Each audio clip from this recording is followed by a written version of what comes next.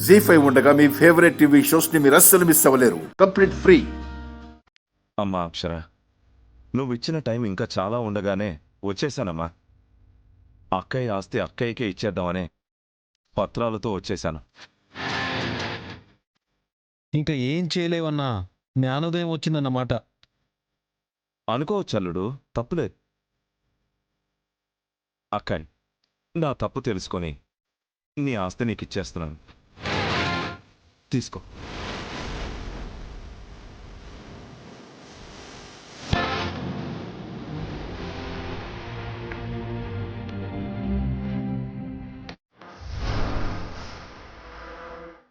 కాకపోతే నాదొక విన్నపం.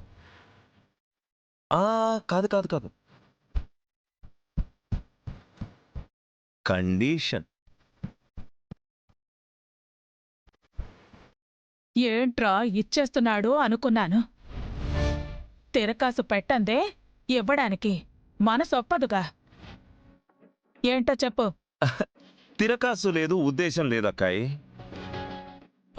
నాన్నగారు ఎలాగూ ఆస్తిని తరతరాలకేగా రాశారు. మా నాన్నగారు మా తరాలకి రాశారు.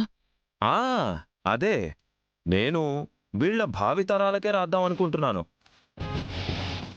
ఐ మీన్ చిన్ని బుజ్జిలకే రాద్దాం అనుకుంటున్నాను.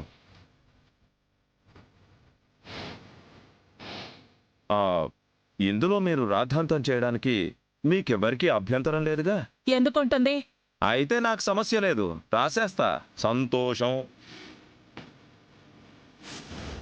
కానీ ఇక్కడ నా సమస్య ఏంటంటే, ఏంటి? బయట ఒక టాక్ నడుస్తుందమ్మా. చిన్ని వీళ్ళ బిడ్డ కాదు, వీళ్ళ బిడ్డ కాదు అంట.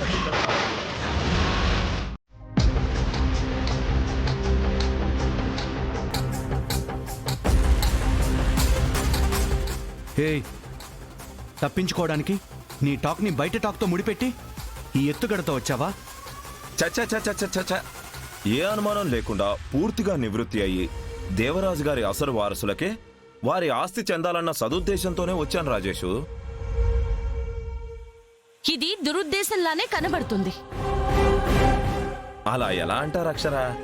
ఇదే టాపిక్ రాజేష్ దగ్గర శృతి ఒకసారి తేలేదా? నిప్పు లేకుండా పొగ రాదు కదా. ఆ పొగ పెట్టాలని చూసింది మంచి మనిషి అయితే కాదు కదా, నీలాంటిదేగా. మీరంతా ఒకటే కదా. ఎవరైనా అల్లుడు ఒకటి రేజ్ అయిన తర్వాత అది ఎంత నిజమో కూడా తెలుసుకోవాలి. అయితే ఇప్పుడు ఏమంటావు?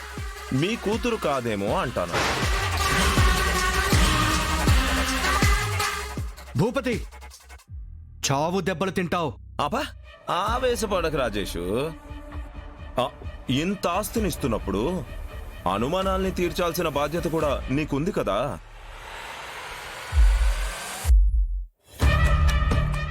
అపర్ణ చిన్నీలకి ఒక చిన్న DNA టెస్ట్ చేయించేద్దాం, సరిపోతుంది కదా.